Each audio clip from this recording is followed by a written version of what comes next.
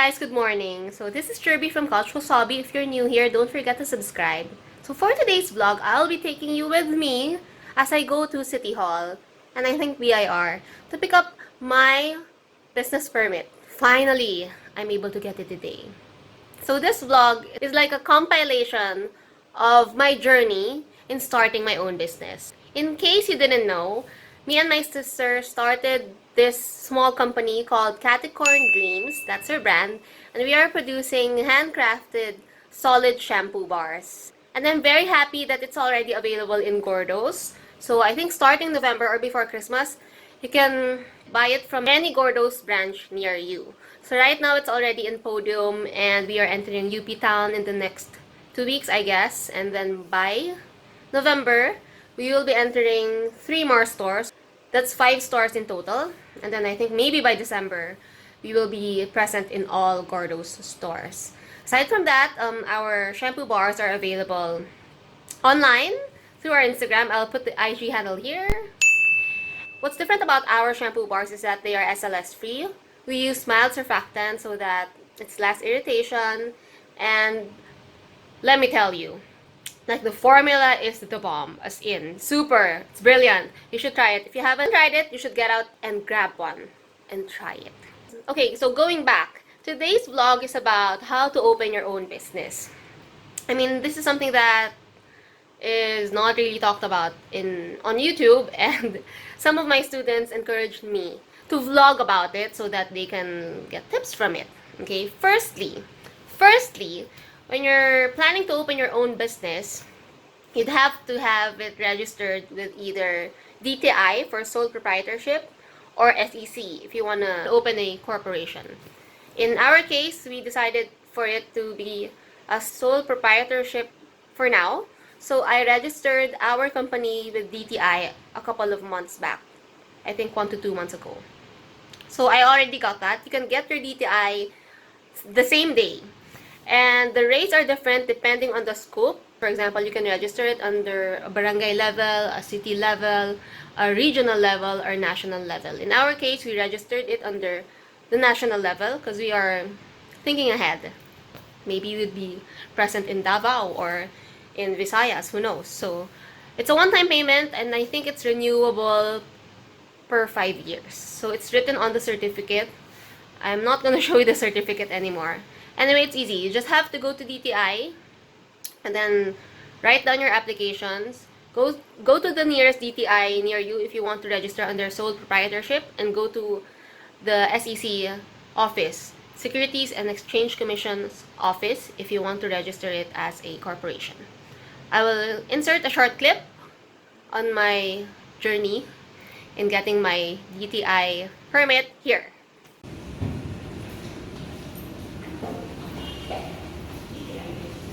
Guys, I'm walking alone here along Buendia. I just had our company registered at DTI. It took a while. Galing akong Mega Mall this morning. Offline daw, so I have to go to Makati. Ta-da! Now you can see that Caticorn is finally registered on DTI. I'm very excited. I have to do this because we will be starting to be available on retail offline. So that's another thing to be excited about. And yeah, let me just update you as I go along. Alright, now that is done. After your DTI, you'd have to go to your city hall, city office, and have your barangay permit and mayor permit. Okay, so you have to go to your barangay first, the barangay of your office or business address. So I went to our barangay. That one took about 1 or 2 days because you'd still have to schedule inspection with the barangay. So I scheduled an inspection. Normally they're free, so they can come to your business address the same day or maybe the next day. So after that, the approval I think is easy if there's nothing much to talk about. If it's a small-time company or if it's a small-time business, there's not much to talk about anyway. So the inspector will come, check out your place, if it's clean, if it's safe, you know, all those basic stuff. And then you can get your clearance, barangay clearance, maybe in 1 to 2 days. After you get your business clearance, you'd have to process it for mayor's permit. Okay? The caveat there is that by the day, on the day you get your DTI registration certificate, within 30 days you have to process everything, or else you'd have penalties. So after I got my barangay clearance, I went to the city hall to process my mayor's permit. That's where I had a little like bumps along the road and hiccups because yeah, so there are different kinds of categories. You can register as a manufacturer, as a trader, as a distributor, and something else. So since I am making my own soaps, I registered as under manufacturer, and it's a little more tedious for manufacturers. But I want to be as transparent as possible, so I didn't want to represent myself, I guess. It would be a lot easier if you are just a trader or a reseller, and you would have to categorize yourself upon registration on the DTI level, or on the business registration certificate level on the first step. So since I registered myself as a manufacturer, it took a while for me to get my mayor's permit because I was initially denied, and I had to schedule an inspection with the mayor's office. So that took a while. That took maybe like 3 to 5 days. It was almost a week. So the delay was really crucial. Because you have to run after that 30-day period, so you won't have penalty, right? So that one took some delays, and the city mayor's office had to send some of their inspector to come over to check your place and check out your business basically. And when that is done, when you've passed that point, it's either you are approved or denied. Luckily I am, and I'm about to get my city mayor's business permit right now, today. After that, you'd have to go to your BIR office, which is related to your RDO. I'm not sure what does that mean, but I had a help from my mom, so she knew where I should go. Ask around which RDO your business address belongs to, and you have to go to the BIR office, Bureau of Internal Revenue office, to register again your business and get your invoices and everything. So with my BIR, I think I took 2 or 3 trips back there just to settle everything, like to pay for my registration, to pay for my invoices. I spent for 1,200 per booklet, and I had to have 3 booklets: my delivery receipt, my sales invoice, and I had one more. So I paid for 3. I forgot already. I paid for 3 booklets, which is needed for my business. The BIR staff can help you with that. And it was 1,200 to 1,500 per booklet, just so you know. And then the booklet will be available in 1 to 2 weeks time. So I'm about to get that today too.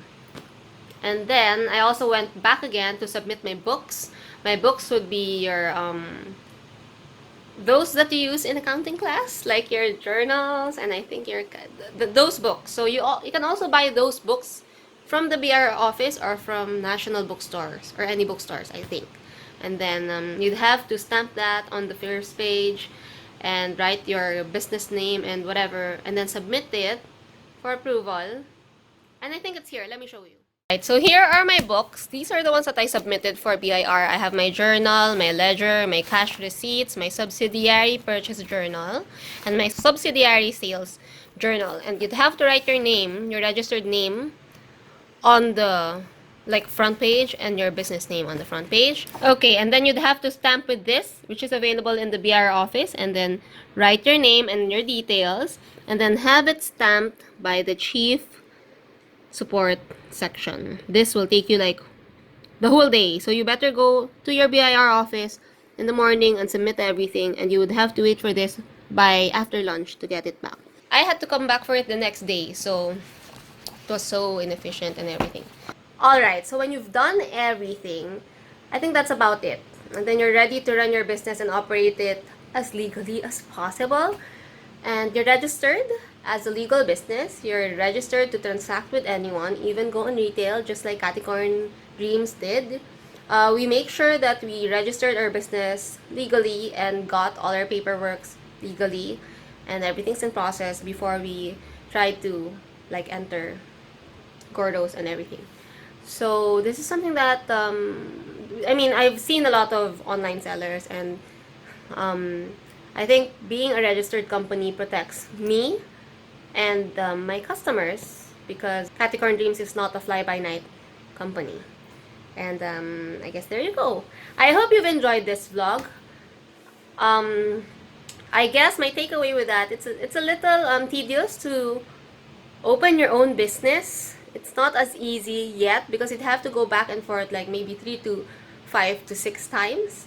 It could have been more efficient, I think. And yeah, there are rooms for improvement, but it's something that I prefer doing on my own instead of like hiring someone to process it for me, just so I get the experience on how to open my own business.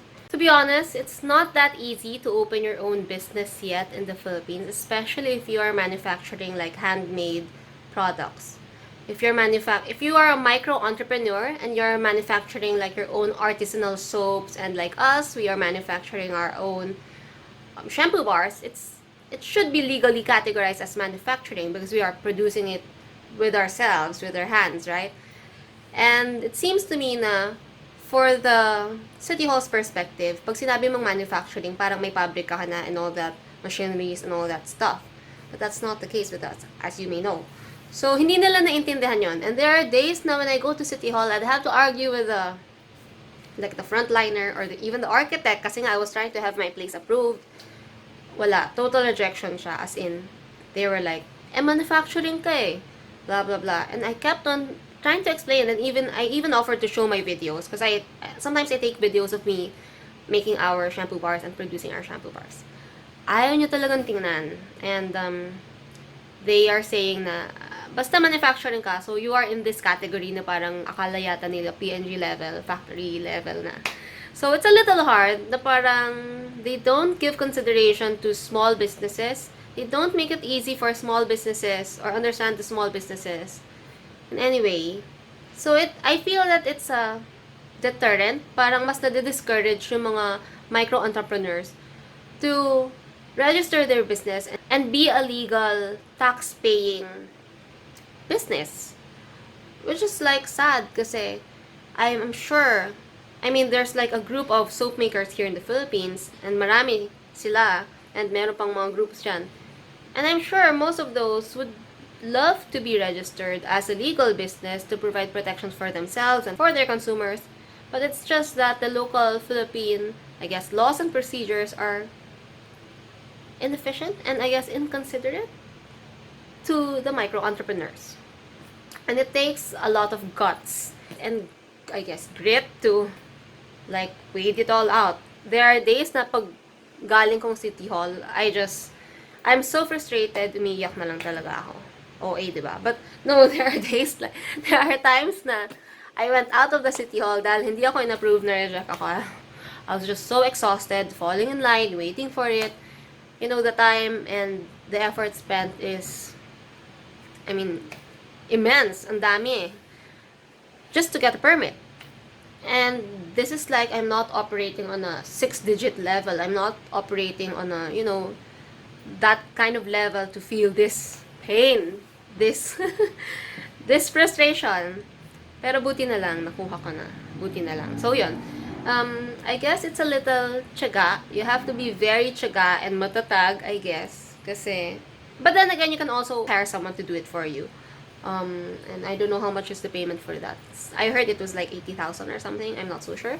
But it's something that I want to experience on my own and to be able to document it and to be able to share it with you guys, and I guess to give tips to everyone who would want to like register their business and have it legal. I mean, have it as a legal company, right? I hope you guys enjoyed watching this vlog and my like clips on how I registered Category Dreams as a legal business. And if you have any questions, just leave them down through the comments. I'll answer them as to the best I can. And I guess I'll see you in my next vlog. Bye!